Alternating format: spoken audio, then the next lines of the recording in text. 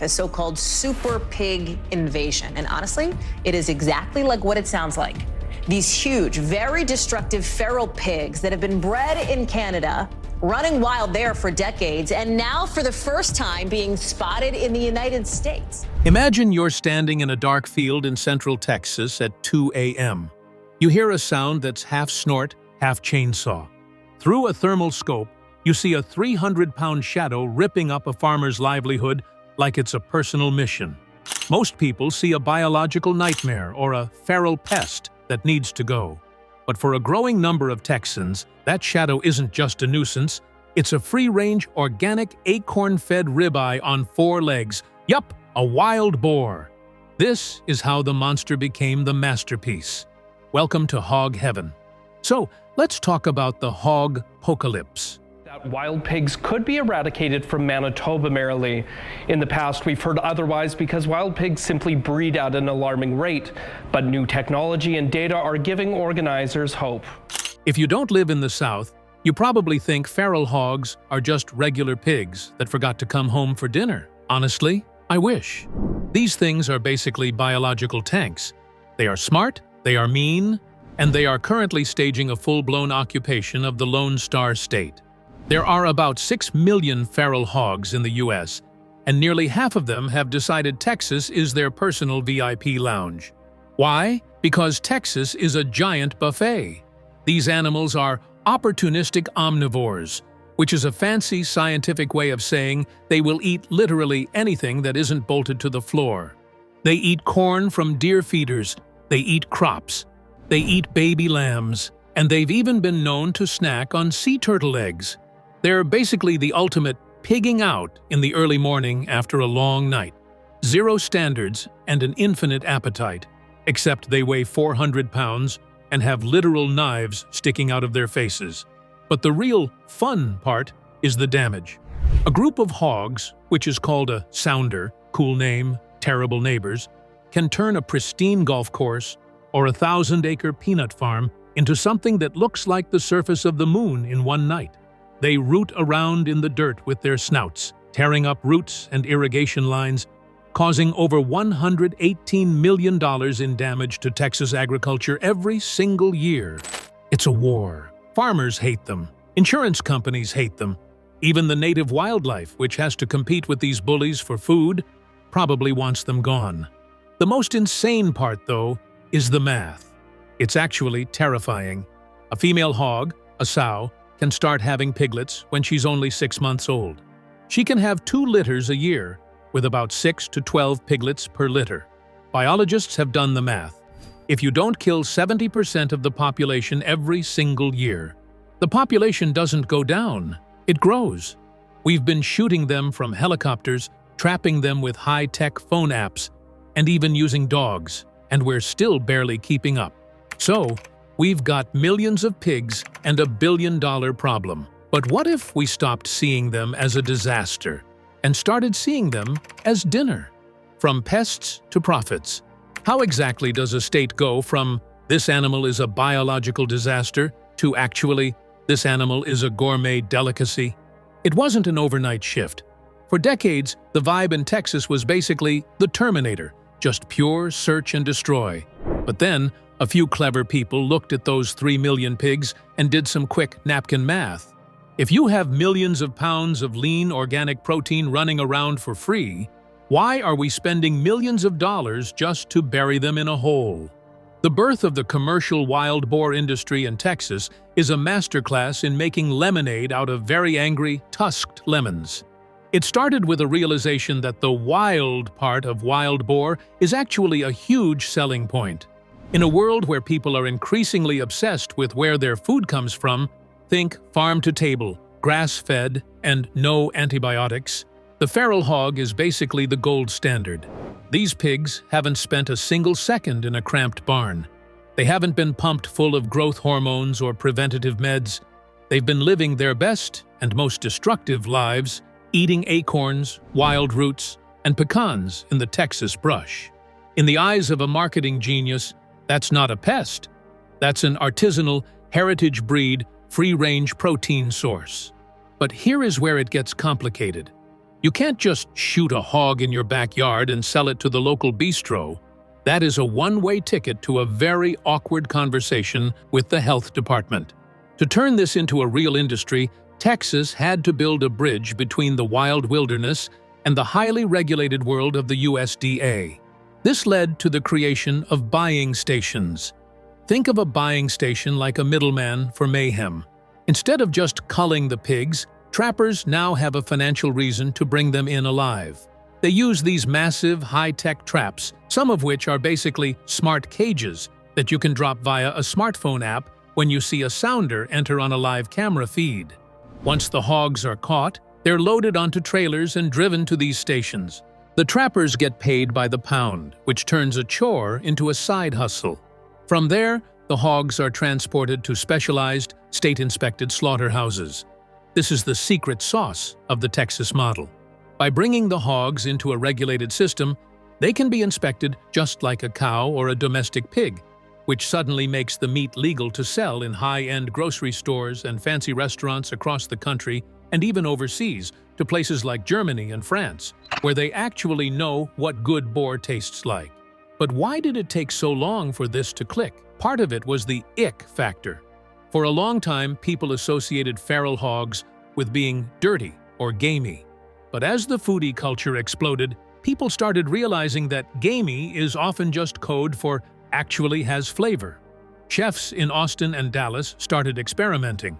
They realized that because these pigs move around so much, their meat is leaner and has a much more complex flavor profile than the pale, watery pork you buy in a plastic-wrapped tray at the big box store. Suddenly, the narrative shifted. It wasn't just about killing the hogs, it was about harvesting them. It's a brilliant pivot because it solves two problems at once. It gives landowners a way to recoup the money they lost from the pigs destroying their fences, and it provides a sustainable meat source that doesn't require the massive environmental footprint of a traditional factory farm. It's the ultimate Texas hustle, taking a problem that's literally trying to eat your farm and selling it back to the world as a luxury item. But okay, the business side makes sense, but does it actually taste good? Or are we all just being sold a really clever lie? The delicious factor, why wild, is the new Wagyu. If you buy a pork chop at a massive chain grocery store, you're eating an animal that lived a very predictable, very boring life. It sat in a pen and ate a scientifically formulated mix of corn and soy until it hit the right weight. There's nothing necessarily wrong with that, but it produces meat that is, let's be honest, pretty bland. It's the other white meat because it doesn't really taste like much until you douse it in BBQ sauce or breading. Wild boar is a completely different animal, literally. Because they are constantly on the move and foraging for their survival, their muscle structure is different. It's darker, richer, and way more lean. While a domestic pig is basically a couch potato, a feral hog is a triathlete. That means more myoglobin in the meat, which gives it a deep reddish-pink color that looks more like a prime steak than a piece of pork. But the real magic is in the diet. Depending on the time of year, a Texas hog is filling up on pecans, acorns, wild persimmons, and roots. This isn't just pig food, it's a recipe for flavor. When a pig eats a massive amount of acorns, the fats in its body actually change. They become higher in oleic acid, the stuff that makes olive oil healthy. If you've ever heard of Iberico ham from Spain, the stuff that costs $100 a pound, that's exactly what they do. They let the pigs roam in oak forests to eat acorns. Texas is essentially doing the same thing by accident. Now, let's address the elephant in the room, the gamey taste. People use that word like it's a bad thing, but in the culinary world, gamey just means it has a personality. Yes, if you cook an old 400-pound male hog that's been living in a swamp, it's probably going to taste like a gym shoe soaked in musk. That's because of something called boar taint, which is caused by pheromones in older, uncastrated males. But the industry isn't stupid. They don't send the old swamp monsters to the butcher. They focus on the younger meat hogs, the sows, and the young boars. When you get one of those, the flavor is incredible. It's nutty, slightly sweet, and earthy. It doesn't need a ton of seasoning because the meat itself is doing the heavy lifting. Chefs love it because it holds up to bold flavors. You can braise it in red wine for hours, turn it into a spicy sausage, or smoke it over post oak, and it won't just disappear into the background. It's got heft. There's also the health angle, which is a massive part of the delicious narrative. Because they aren't confined to a pen, they don't have the high-fat content of domestic pigs. It's high protein, low cholesterol, and loaded with iron. For the paleo crowd or the people who only want to eat clean meat, this is the holy grail. You get all the satisfaction of a hearty meat dinner without the guilt of supporting a factory farm or the fear of weird additives. We've established it's tasty and we know it's healthy. But how do we actually get these wild, angry tanks from a Texas creek bed to a white tablecloth restaurant without someone getting gored in the process? From field to fork. The process starts with the trappers, who are basically the unsung heroes of the Texas economy. In the old days, trapping meant a rusty cage and some sour corn. Today, it's like Mission Impossible. Professional trappers use massive circular pens equipped with high-definition cameras and gates that are controlled via satellite. The trapper sits on his couch, miles away, watching a live stream on his phone. He waits until the entire sounder, the mom, the cousins, the whole squad, is inside the pen. Then, with one tap on his screen, the gate drops. But catching them is only the first 10% of the job. Once they're in the trap, you have to get them into a trailer. If you've never seen a 250-pound wild hog realize it's trapped, just imagine a furry boulder hitting a fence at 30 miles per hour. It's loud, it's dusty, and it's dangerous. Trappers use loading chutes to funnel the hogs into trailers, trying to keep the stress levels low not just because they're being humane, but because stress actually ruins the meat. When an animal panics, its body floods with lactic acid, which can make the meat tough and sour. So, the goal is a quiet capture. The next stop is the buying station. Texas has dozens of these scattered across the state, usually tucked away on back roads. This is the official handoff point. The hogs are weighed, and the trapper gets paid on the spot, usually a certain amount per pound. At this point, the hogs are still alive. This is a crucial legal distinction.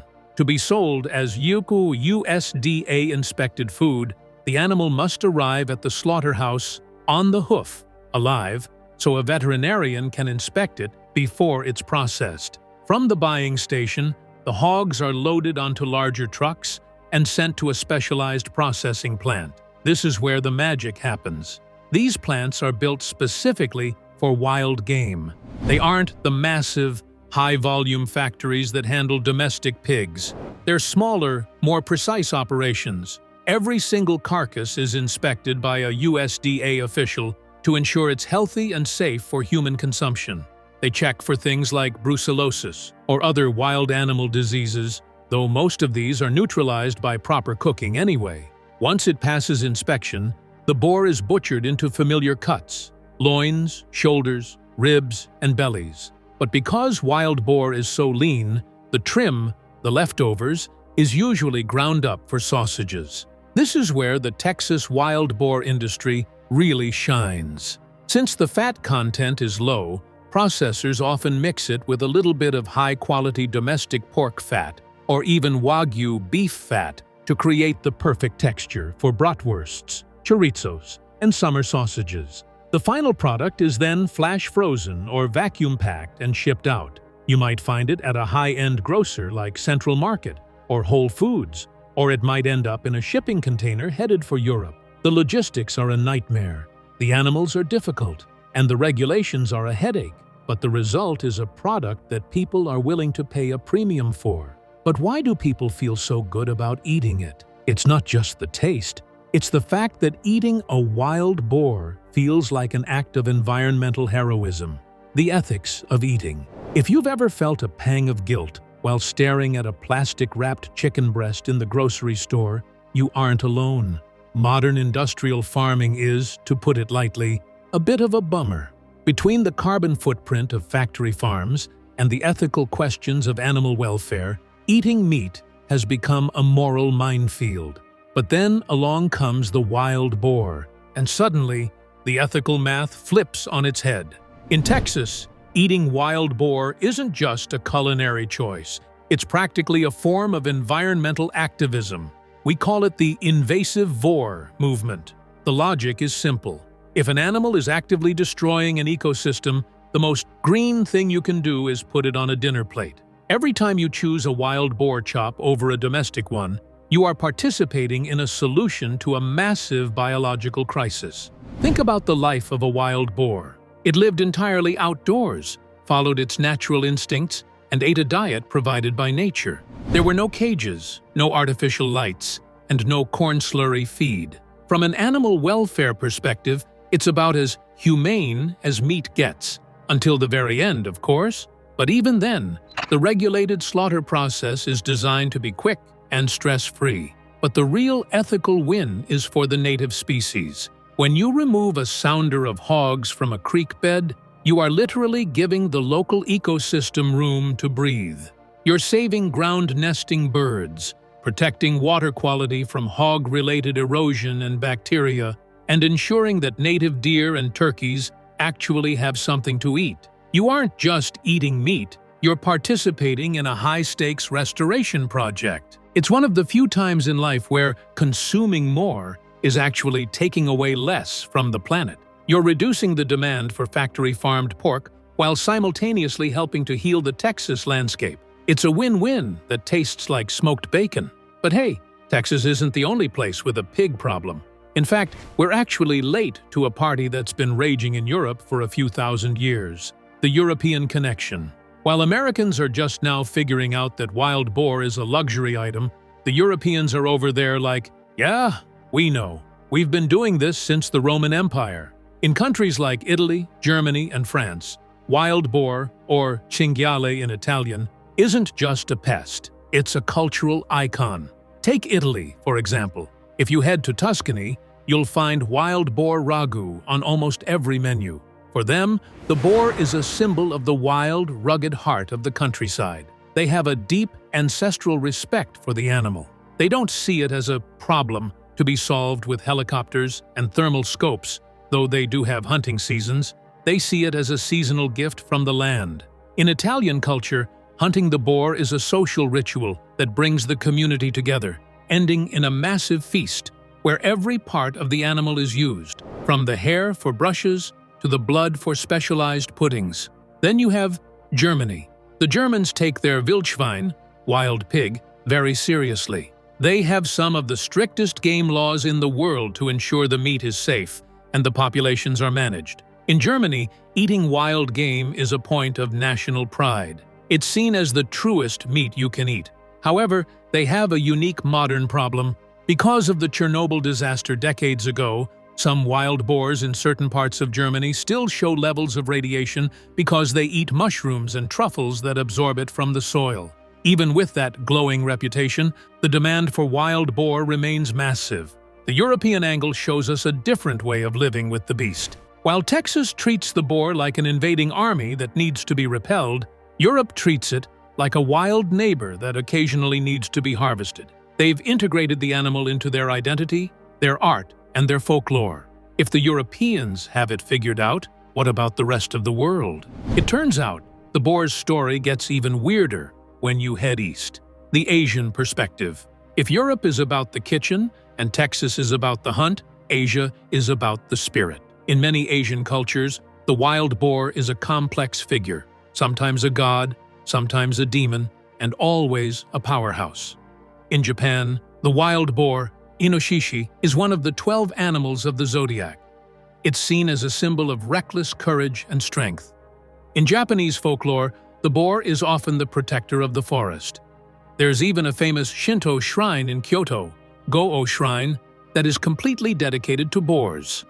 Legend says a 300-strong sounder of boars once protected a high-ranking official from assassins, so now people go there to pray for leg health and strength. Because, as we've established, boars have legs like tree trunks. But even in Japan, the delicious angle is taking over. In rural areas, where the human population is shrinking, The boar population is exploding. Sound familiar? Just like in Texas, they've started marketing gibier, wild game, to city dwellers. They've even created mobile slaughterhouses, trucks that go to the hunters in the mountains to ensure the meat is processed immediately and stays high quality. Then there's China, the world's largest consumer of pork. In Chinese culture, the pig is a symbol of wealth and prosperity. But the wild version? That's for the brave. In traditional Chinese medicine, wild boar meat is often cited as having warming properties that are good for circulation and vitality. It's a prized ingredient for special occasions, often braised for hours with soy sauce, star anise, and ginger to break down that tough, wild muscle into something that melts in your mouth. Across all these cultures, the theme is the same. Respect the animal's power, fear its destruction, and enjoy its flavor. But to truly understand why the boar is such a global phenomenon, we have to look at the animal itself. What makes it so successful? How did a domestic farm animal transform into this legendary super pig? The animal itself. To understand the Texas hogpocalypse, you have to realize that these aren't just wild pigs. They are a genetic cocktail of domestic pigs that escaped and Russian boars that were imported for hunting. When you mix the high reproductive rate of a farm pig with the aggression and survival instincts of a Russian boar, you get a super pig that is basically designed to conquer the world. First, let's talk about their brains. Pigs are scary smart. Research suggests they are more intelligent than dogs and even some primates. They have excellent long-term memories, they can solve puzzles, and they have complex social structures. In the wild, this intelligence translates into "don't get caught." If a trapper uses a certain type of trap and a hog escapes, that hog will never enter that type of trap again. Even crazier, it will teach the rest of the sounder to avoid it too. They are constantly learning and adapting to our efforts to kill them. Then there's the physical stuff. A wild boar's hide is thick, so thick that over their ribcage they develop a shield of dense tissue that can stop small-caliber bullets and the tusks of other boars. Their sense of smell is legendary. They can detect food, or a hunter, from miles away and even smell things that are buried several feet underground. But their greatest superpower is their flexibility. They are the ultimate survivors. If it's hot, they go nocturnal and live in the swamps. If it's cold, they huddle together in pig nests. If there's a drought, they'll eat cactus. They are built to endure, which is why the hog war is so lopsided. We are fighting an enemy that is smarter than our dogs, tougher than our fences, and faster than our regulations. The safari of the South, pig tourism, and the digital boar. While the culinary world is busy talking about ragu and sausages, there is another weirder side to this industry that is pumping millions of dollars into the Texas economy: hog tourism. For a lot of people, the feral hog isn't just a pest or a protein source, it's the ultimate game animal. Because they are an invasive species, Texas has essentially zero rules on how or when you can hunt them. No season, no bag limit, no conscience required. This has turned the state into a global destination for what people are calling the Southern Safari. You have people flying in from New York, Los Angeles, and even London to spend a weekend in a hog blind. But this isn't your grandpa's hunting trip. This is high-tech, high-octane, and slightly surreal. We're talking about helicopter hog hunting, where people pay thousands of dollars to go up in a bird with a machine gun to cull sounders from the air. While it sounds like something out of a video game, it's marketed as a necessary service to save crops. It's tactical conservation. Then you have the night vision tours. Because hogs are smart enough to go nocturnal the second they feel pressure, hunters have adapted by using thermal optics that cost more than a used car. You can now go on guided tours where you're decked out in military-grade gear, stalking through a cornfield in total darkness, looking for the glowing heat signatures of a group of pigs. It's turned the hog war into a spectator sport. This tourism angle provides a massive secondary income for ranchers who might have lost their entire crop to the pigs. Now, the pigs are the crop. They're selling the experience of the hunt. And then, if the tourists are smart, they're sending that meat off to a processor to be shipped home. But the most 2026 part of this whole thing is the digital boar. Feral hogs have become massive stars on social media. There are YouTube channels with millions of subscribers dedicated entirely to trap reveals and thermal hunting clips. It's created this weird paradox where the animal we're trying to eradicate is also the animal that's generating billions of views. People who have never set foot in Texas are obsessed with the drama of the hog war. This digital fame has actually helped the delicious angle. When people see the process, the trap, the hunt, the butcher, and finally the BBQ, it demystifies the animal. It takes it from being a scary monster to being part of a transparent food chain. This safari angle is the final piece of the puzzle. It shows that Texas didn't just find a way to eat the problem. They found a way to package the problem as an adventure. Whether you're a foodie looking for a lean steak, a farmer trying to save his soil, or a tourist looking for a high-tech adrenaline rush, the wild boar has something for you. It's a multi-layered economy built on the back of a tusked invader. It's chaotic, it's profitable, and against all odds, it's actually working. Texas has taken the most hated animal in the state and turned it into a brand. Knowing all this, knowing that they're entertaining, smart, tough, and basically impossible to stop, where does that leave us? Can we actually eat our way to a solution? Can we eat our way out? Here's the cold, hard truth. We are probably never going to win the war against the feral hog. Even with the millions of pounds of meat being harvested and the actually delicious marketing campaigns, the pigs are still breeding faster than we can eat them. But that doesn't mean the effort is a failure. The Texas wild boar industry represents a shift in how we think about nature. For a long time, we thought we could just manage the environment with chemicals or bullets. But the boar taught us that nature is way more resilient and chaotic than that. The real angle here isn't just about food, it's about adaptation. By turning the boar into a commercial product, Texas has created a sustainable cycle. We've taken a liability and turned it into an asset. We've created jobs for trappers, business for processors, and a unique culinary identity for the state. Every boar that ends up in a taco or a sausage is a small victory for a farmer and a delicious meal for a consumer. The future of the Texas wild boar industry is likely going to involve more technology, better traps, better tracking, and better supply chains, also tourism. But it will also involve more culture.